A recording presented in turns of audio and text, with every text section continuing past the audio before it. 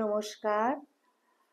পবিত্র পাণ্ডবা নির্জলা একাদশীর পুণ্য প্রভাতে গুরুদেব ঠাকুর মা স্বামীজি শ্রীচরণতলে গঙ্গা গীতা গায়ত্রী ভগবত ভক্ত ভগবান শ্রীরামকৃষ্ণ গুরু হরি হরি গুরু হরে কৃষ্ণ কৃষ্ণ কৃষ্ণ হরে হরে হরে রাম রাম রাম হরে হরে।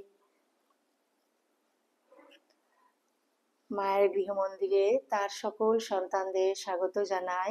পাণ্ডবা নির্জলা একাদশীর পুণ্য প্রভাতে বড়দেরকে জানাই আমার ভক্তিপূর্ণ প্রণাম, প্রাণ ভরা ভালোবাসা। ছোটদেরকে জানাই আমার প্রাণ ভরা ভালোবাসা, আন্তরিক শুভেচ্ছা। আসুন শ্রী শ্রী গুরু বন্দনা দিয়ে পাণ্ডবা নির্জলা একাদশীর পুণ্য প্রভাতটি শুরু করি।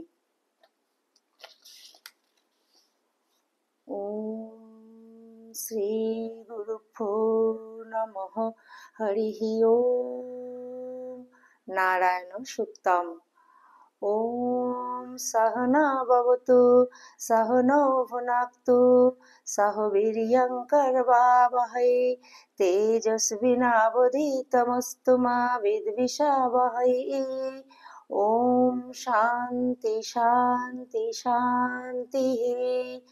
ওম সহস্রশীর্ষং দেবং বিশ্বক্ষং বিশ্বশম্ভুবং বিশ্বং নারায়ণং দেবমক্ষরং পরম পদম বিশ্বতৌ পরমন্বিতং বিশ্বং নারায়ণগং হরিম বিশ্বমেবেদং পুরুষস্তদ্বিশ্বমুপজীবতি পতিং বিশ্বস্যাত্মে স্বর্গং শাশ্বতগং শিবমচ্যুতম নারায়ণং মহাগেয়ং বিশ্বত্মনং পরায়ণং নারায়ণ পরো জ্যোতিরাত্মা নারায়ণ পরঃ নারায়ণ পরং ব্রহ্ম তত্ত্বং নারায়ণ পরঃ নারায়ণ পরো ধ্যাতা ধ্যানং নারায়ণ পরঃ ইয়চ্চ কিঞ্চিৎ জগৎ সর্বং দৃশ্যতে শ্রূয়তে পিবা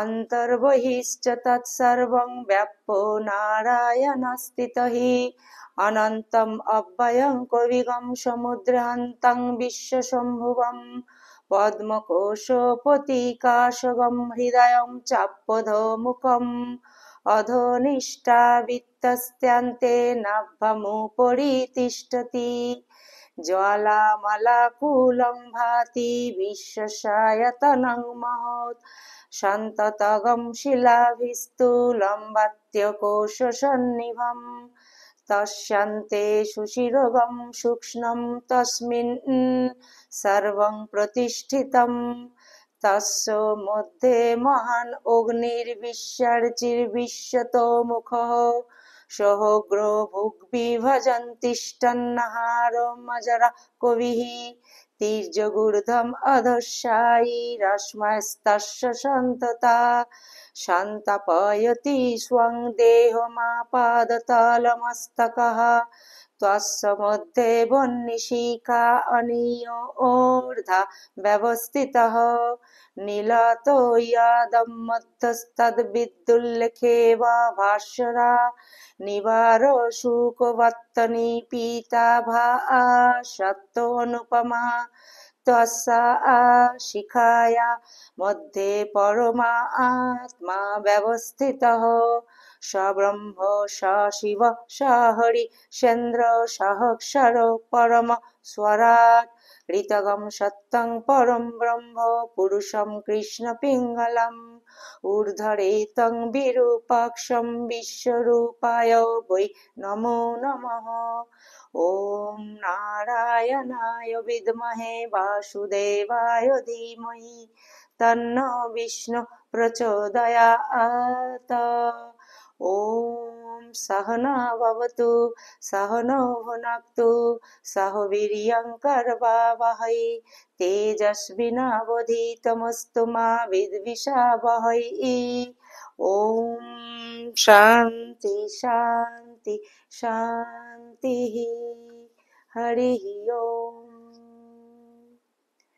জয় গুরুদেব। গুরু পরম্পরায় সকল পূজ্যপাদ সদ্গুরুর শ্রীপাদ পদ্মে পবিত্র পাণ্ডবা নির্জল একাদশী পুণ্য প্রভাতে আমার অনন্ত অবমিলুণ্ঠিত প্রণাম, অন্তরের অন্তঃস্থলের ভালোবাসা, শ্রদ্ধাঞ্জলি, ভক্তি পুষ্পাঞ্জলি নিবেদন করিয়া আজকে আমি ভাগবত পাঠে প্রবেশ করছি।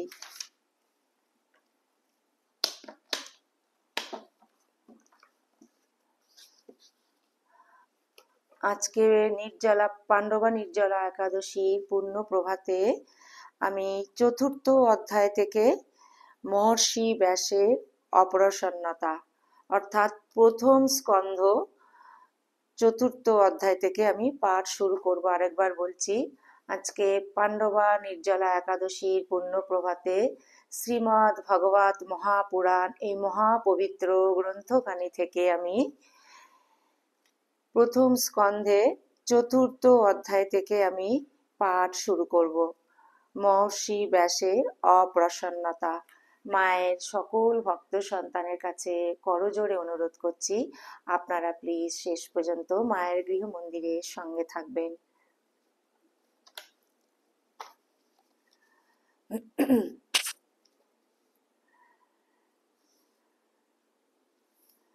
ভাগবত পাঠ করছি। শ্রীধর স্বামীর মঙ্গলাচরণ শ্লোক দিয়ে ভাগবত মহাপুরাণ এইটি আমি শ্লোক পাঠ করব এবং তার সাথে আমি এই ছোট্ট ছোট্ট করে ব্যাখ্যাও করব। ও মূকং করোতি বাচালং পঙ্গুম লঙ্ঘায়তে গিরিম ইয়ৎকৃপাতমহং বন্দে পরমানন্দ মাধবম। ওম স্থাপকায় চ ধর্মস্য সর্বধর্ম স্বরূপিণে অবতার বরিষ্ঠায় রামকৃষ্ণায় তে নমঃ।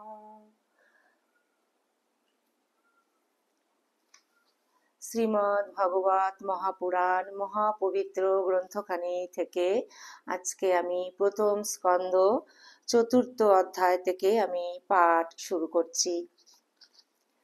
মহর্ষি ব্যাসের অপ্রসন্নতা।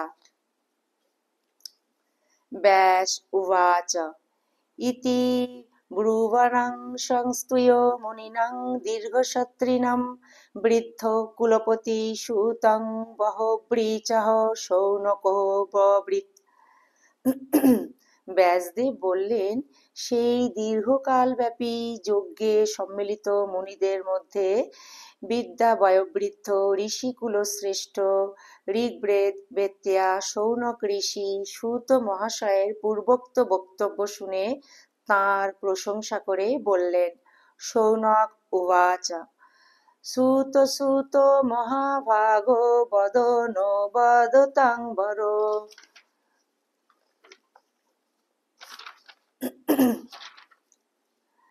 কথং ভগবতীং পুণ্যাং ইয়দাহো ভগবান শুকঃ। এটা শ্লোক সংখ্যা 2। শৌনক মুনি বললেন, হে সুত, হে বাগ্মী শ্রেষ্ঠ, হে মহাভাগ্যশালীন, ভগবান শ্রী শুকদেব যে পবিত্র ভাগবত কথা বলেছিলেন সেই কথা আমাদের বলুন। শ্লোক সংখ্যা 3। কস্মিন যুগে প্রবৃত্তেয়ং স্থানে বা কেন হেতুনা কৃত সঞ্চদিত কৃষ্ণ কৃতবান সংহিতাং মুনি। সেই ভগবতী কথা কোন যুগে কোন স্থানে এবং কি কারণে হয়েছিল? মুনিবর শ্রীকৃষ্ণ দ্বৈপায়ন কার প্রেরণাতে এই পরমহংস সংহিতা প্রণয়ন করেন? শ্লোক সংখ্যা 4। তস্য পুত্র মহাযোগী সমদৃং নির্বিকল্পকঃ একান্ত মতিরুন্নিদ্র গূঢ়মূঢ় ইবেয়তে। তাঁর পুত্র সুখদেব তো পরম যোগী, সমদর্শী, ভেদ জ্ঞান শূন্য, সংসার নিদ্রার থেকে জাগরুক অর্থাৎ আত্মস্বরূপে অবস্থিত প্রচ্ছন্নভাবে থাকার জন্য অন্যের কাছে মূঢ়ের মতো প্রতীত হয়ে থাকতেন। শ্লোক নম্বর 5। দৃষ্টানুয়ান্তমৃষি মাত্মজোম বিপ্পনগ্নং দেবহিয়া পরিদধূর্ণ সুতস্য চিত্রম তদ্বীক্ষ্য পৃচ্ছতি মুনৌ জগদস্তু বাস্তি স্ত্রী পুম্ভিদানাতু সুতস্য বিবিক্ত দৃষ্টেঃ। ব্যাসদেবের পুত্র যখন সন্ন্যাস গ্রহণের জন্য বনপথে যাচ্ছিলেন, ব্যাসদেব তখন তার অনুগমন করছিলেন।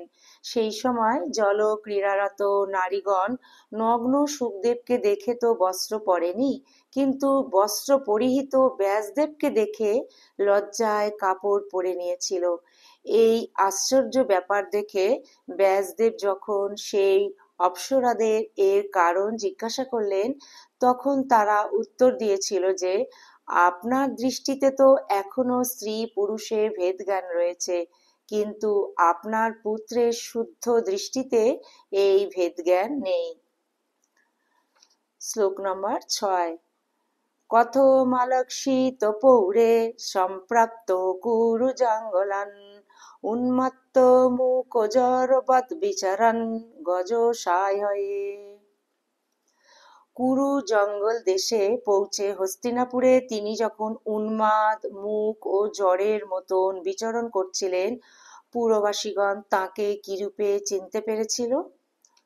শ্লোক নম্বর 7। কথং বা পাণ্ডবে অস্য রাজর্ষে মুনিনা সহ সংবাদ সমভূতাত ঐত্রেষা সাত্যতি শ্রুতি।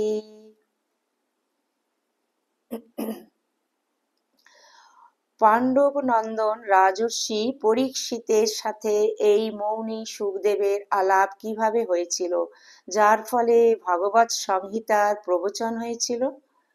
শ্লোক নাম্বার 8। স্বগোদহনমাত্রং হি গৃহেষু গৃহমেধিনাম অবেক্ষাতে মহাভাগ্যস্তীর্থিকুর্বং তদাশ্রমম।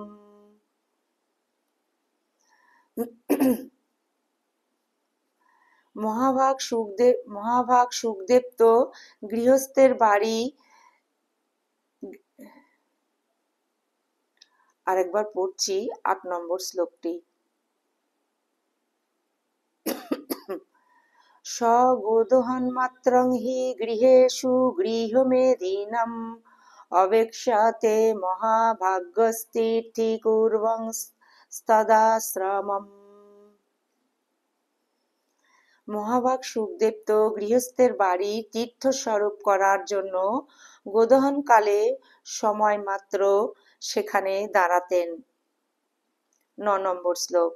অভিমন্যুসুতং সুত প্রাহুর্ভাগবতোত্তমম তস্য জন্ম মহাশ্চর্যং কর্মাণি চ গৃহীণীনঃ। হে সুত, আমরা জানি যে অভিমন্যু তনয় পরীক্ষিত একজন শ্রেষ্ঠ ভগবত ভক্ত ছিলেন। তার অদ্ভুত আশ্চর্য জন্ম বৃত্তান্ত ও কর্ম সকল ও আমাদের কাছে বর্ণনা করুন। 10 নম্বর শ্লোক। সম্রাটকস্য বাহেত পাণ্ডুনাং মানবর্ধনঃ প্রায় প্রবিষ্ট গঙ্গায়া মানদিত্যাধিরাট শ্রিয়ম।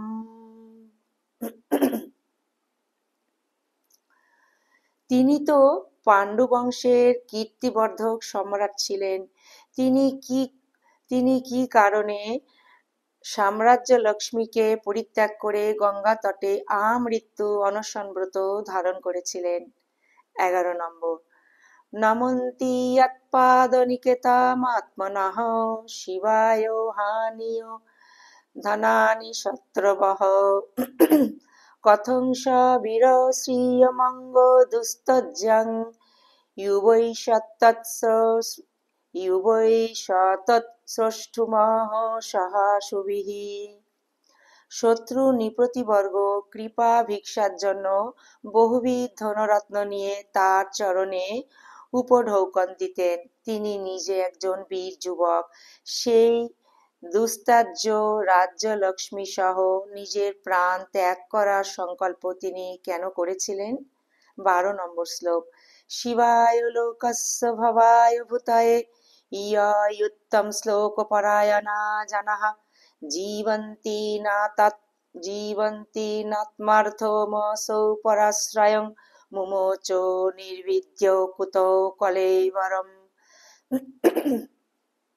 যে সকল মানুষ ভগবানের শরণাপন্ন তারা তো জগতের মঙ্গলের জন্য, ঐশ্বর্যের জন্য ও সমৃদ্ধির জন্যই জীবন ধারণ করেন।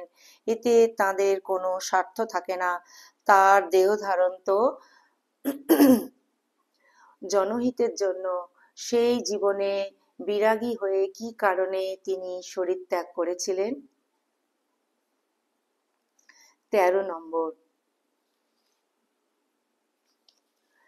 তৎসর্বং না সমাচক্ষ পৃষ্ঠযোদিহ কিঞ্চন মন্যে ত্বং বিষয়ে বাচং স্নাতম অন্যত্র ছন্দসাৎ। বেদ ছাড়া আপনি আর সকল শাস্ত্রেই পারদর্শী বিদ্বান হে সূত মহারাজ। সেই জন্য এখন আমরা যা কিছু আপনাকে প্রশ্ন করলাম কৃপা করে আমাদের কাছে সবিস্তারে বর্ণনা করুন। 14 নম্বর শ্লোক। সূত উবাচ দ্বাপরে সমনুপ্রাপ্তে তৃতীয়ে যুগ পর্যায়ে জাতো পরাশরত যোগী বাসব্যাং কলয়া হরে। সূত বললেন, বর্তমান চতুর্যুগের তৃতীয় যুগ দ্বাপরে মহর্ষি পরাশরের ঔরসে বসুকন্যা সত্যবতীর গর্ভে ভগবানের কলাবতার যোগীরাজ ব্যাসদেবের জন্ম হয়। 15 নম্বর শ্লোক। স্বকদাচিৎ সরস্বত্যা উপস্পৃশ্য জলং শুচি বিবিক্ত দেশো আসীন উদিতে রবিমণ্ডলে। একদিন সূর্যোদয়কালে সরস্বতী নদীর পবিত্র জলে স্নানাদি সমাপন করে এক নির্জন পবিত্র স্থানে তিনি বসেছিলেন। 16 নম্বর শ্লোক। পরাবরগ্য স ঋষিঃ কালেন অব্যক্তরা হংসা যুগধর্ম ব্যতিকরম প্রাপ্তং ভুবি যুগে যুগে। মহর্ষি ভূত ও ভবিষ্যৎ সব জানতেন। তার দিব্য দৃষ্টিতে তিনি দেখলেন যে মানুষের অজ্ঞাত অলক্ষিত গতি, কালের স্রোতে যুগ ধর্মাদি ক্ষয় ও তার প্রভাবে পাঞ্চভৌতিক বস্তু সকলেরও শক্তির হ্রাস হয়। মানুষ বুদ্ধিভ্রংশ ও স্বল্পায়ু হতে থাকে। তাদের বুদ্ধি সঠিক কর্তব্য নিশ্চয় করতে পারে না। মানুষের আয়ুও কমে যায়। মানুষের এই ভাগ্যহীনতা দেখে সেই মুনিবর নিজের দিব্য জ্ঞান দ্বারা সকল আশ্রম ও বর্ণের পক্ষে যা মঙ্গলজনক সেই চিন্তা করতে লাগলেন।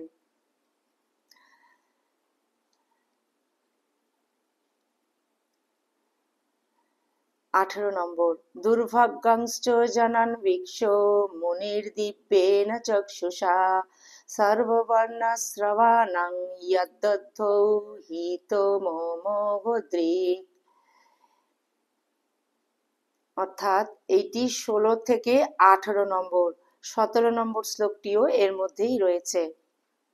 আমি এই 3টি শ্লোক আবার রিপিট করছি 16 নম্বর থেকে।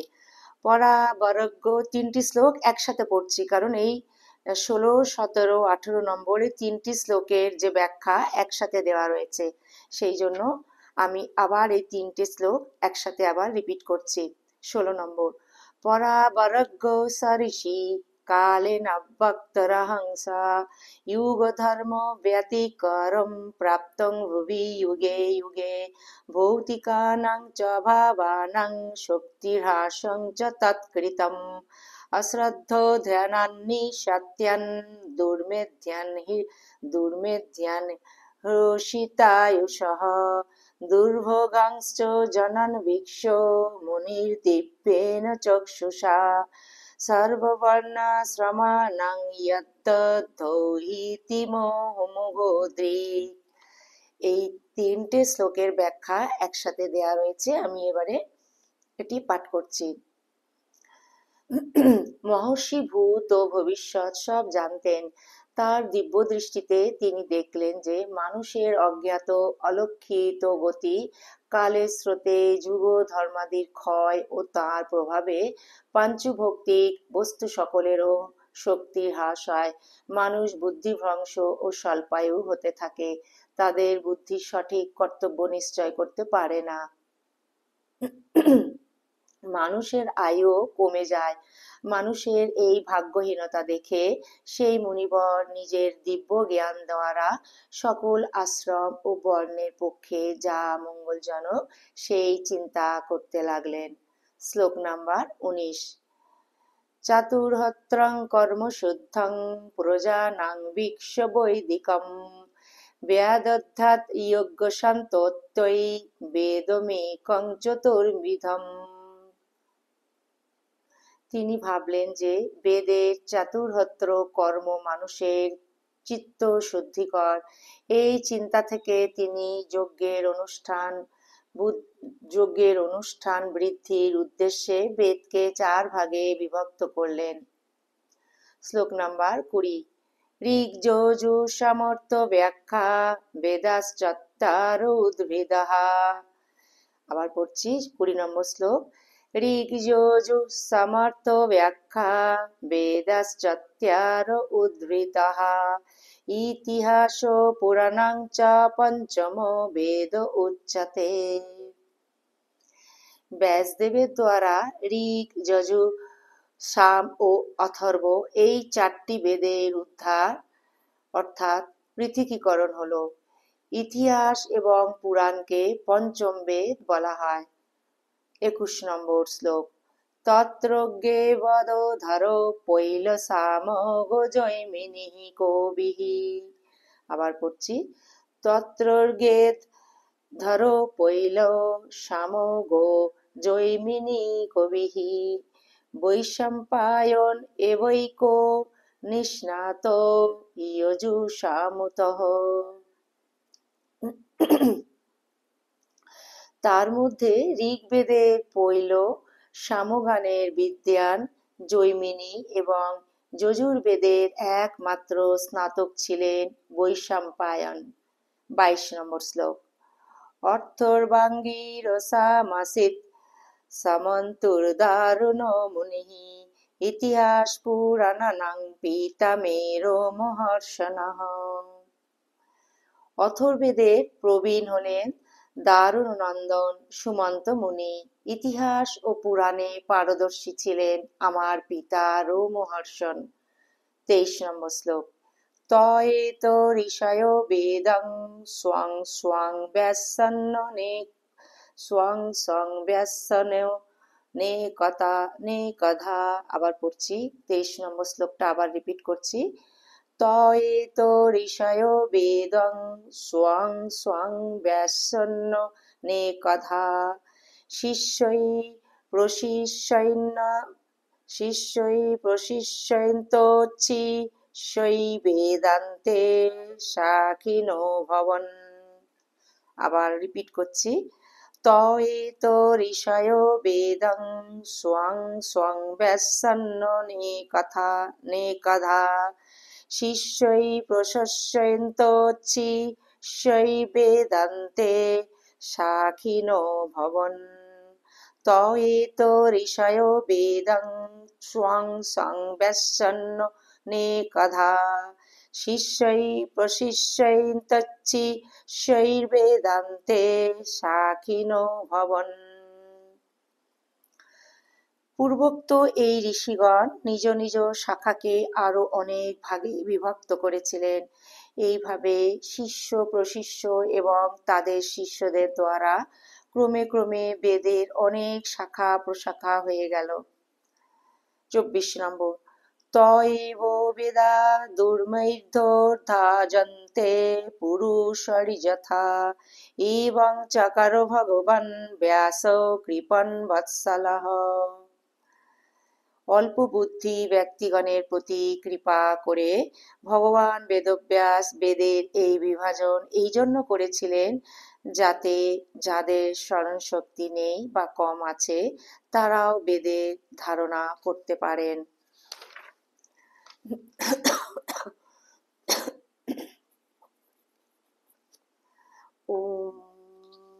शांति शांति शांति। हरि ओम तत्सत्। श्री राम कृष्णार्पणमस्तु। जय श्री गुरु महाराज जी की जय। जय महामाय की जय। जय स्वामी जी महाराज जी की जय। जय श्री श्री रघुवीर शीतला गंगा माई की जय। ओम मूकं करोति वाचालं पङ्गुं लङ्घयते गिरिं यत्कृपातमहं वन्दे परमानन्दमाधवम्।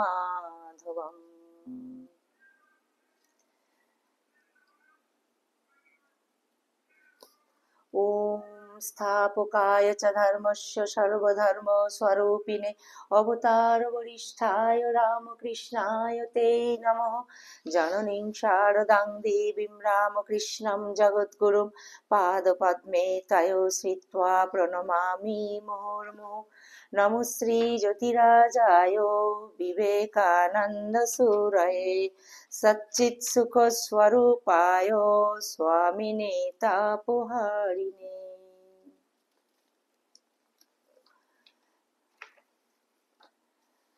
পবিত্র পাণ্ডবা নির্জলা একাদশীর পুণ্য প্রভাতে শ্রীমদ্ ভাগবত মহাপুরাণ মহাপবিত্র গ্রন্থখানি থেকে প্রথম স্কন্ধ চতুর্থ অধ্যায়ে আমি 1 নম্বর শ্লোক থেকে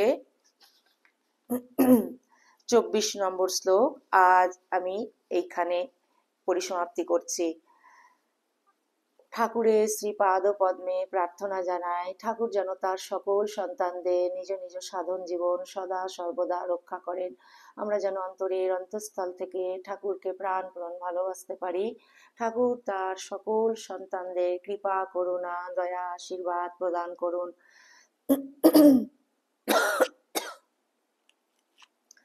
আপনাদের সকলের সর্বাঙ্গীন মঙ্গল প্রার্থনা করে আজকে আমি এই ভিডিওটি এখানেই পরিসমাপ্তি করছি।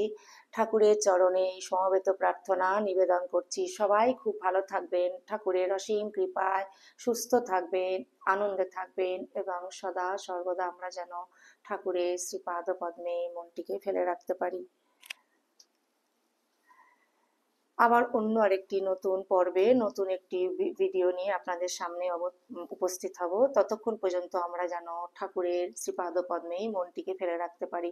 শ্রীমদ্ ভাগবত মহাপুরাণ মহাপবিত্র গ্রন্থখানি থেকে এই ভাগবত পাঠ যদি আপনাদের ভালো লেগে থাকে প্লিজ তাহলে মায়ের গৃহ মন্দির চ্যানেলটিকে সাবস্ক্রাইব করে সদা সর্বদা আপনারা মায়ের গৃহ মন্দিরের পাশে থাকবেন। লাইক শেয়ার কমেন্টের মাধ্যমে জানাবেন আপনাদের কিরকম লাগছে।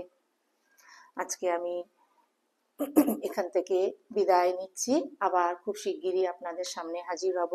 বন্ধুরা, এতদিন আমার শরীরটা খুব একটা ঠিক ছিল না, শরীর খুবই খারাপ ছিল, মন খুব আনন্দে ছিল।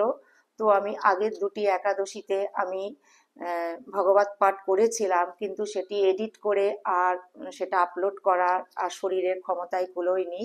তো ধীরে ধীরে আমি সেই দুটিও আমি আগের দুটি আমি একাদশীতে যে আমি ভগবত পাঠ করেছিলাম সে দুটি আমি ধীরে ধীরে আমি এডিট করে আমি আপলোড করে দেবো। অনেক দিন পরে আপনাদের সামনে আমি এসছি, কারণ শরীর আমার খুবই খারাপ ছিল, মন ভালো ছিল, কিন্তু এত প্রচন্ড গরম পড়েছিল না, যার জন্য শরীরটা আমার ঠিক ছিল না। তো তার জন্য আপনাদের সবার কাছে আমি মাপ চেয়ে নিচ্ছি। আর ভুল ত্রুটি হতেই থাকবে, আপনারা সবাই নিজ নিজ গুণে কিন্তু আমাকে ক্ষমা করে দেবেন। আপ্রাণ চেষ্টা করি যাতে এইগুলি পাঠ করে ঠাকুরের শ্রীপাদ পদ্মে আমরা এগিয়ে যেতে পারি। সবাই খুব ভালো থাকবেন, সুস্থ থাকবেন, আনন্দে থাকবেন, সদা সর্বদা ঠাকুরকে নিয়ে থাকবেন। শরণাগত শরণাগত শরণাগত ঠাকুর, তোমার সকল সন্তানদের সদা তুমি সহায় থাকিও।